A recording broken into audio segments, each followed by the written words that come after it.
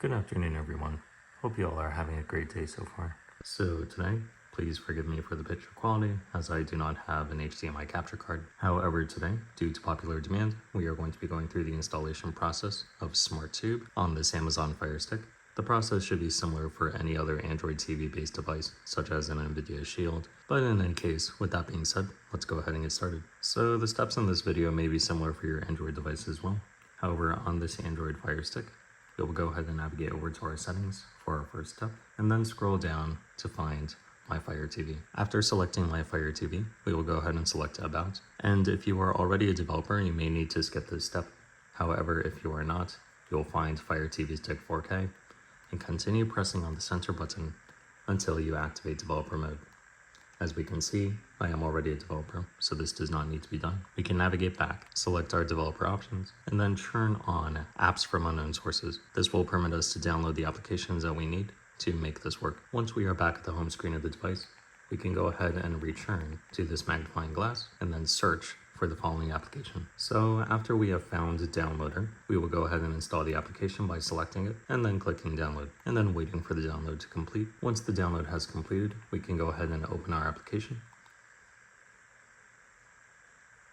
and then click allow for any prompts. Welcome to Downloader by AFTV News, and then we can go ahead and click OK. Now we are going to use this program to navigate to the default SmartTube website, and the official SmartTube site is over there in the URL bar. However, this will be provided in the description as well. Get a little bit more into SmartTube. SmartTube is an advanced player for Android-based set-top boxes and TV, free and open source. We have a few screenshots here, and here are some of the features. No ads, designed for TV screens, up to 8K video resolution, which makes this a superior solution to something like Revanced. You can log into your account, cast from the phone, support TV box remote controllers, support external software keyboard, devices without Google services, and it's open source as well. So there are beta releases and stable releases. For the purpose of this video, we are going to be installing the stable release. So we can go ahead and select that, and then the file will begin to download. If you're prompted with a screen like this, you could go ahead and install the application. And after the app is installed, you can go ahead and select Open to open the application. And here we are at SmartTube. So if we are to navigate all the way over to the left, we can see this sidebar shows some information.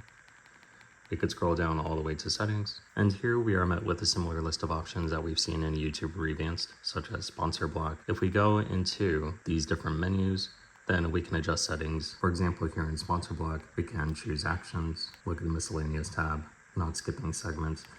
And there are various other features that you could play around with as well. For example, here in general, setting up sections, a context menu, hiding unwanted content, its behavior for exiting the application, background playback, screen dimming, and much more. You can also donate to the developers by navigating to the About menu and then scrolling down until you highlight donation. There are several different ways that you could provide donations as well, so you're encouraged to do that. Also, a place to leave feedback on Telegram or Discord, and releases, and navigates you to a QR code to go to the latest releases section as well. So installing SmartTube is more or less similar to installing YouTube Revanced, aside from the patching step. However, if you have any questions or issues installing SmartTube on your device, feel free to leave a comment, and maybe we could look into that, see if other people are having a similar issue as well. But essentially, that's it for today's video. If today's content was helpful, feel free to leave a like, and also please consider subscribing, as it helps the channel a lot. But in any case, that's it for today's video, so thank you all for watching,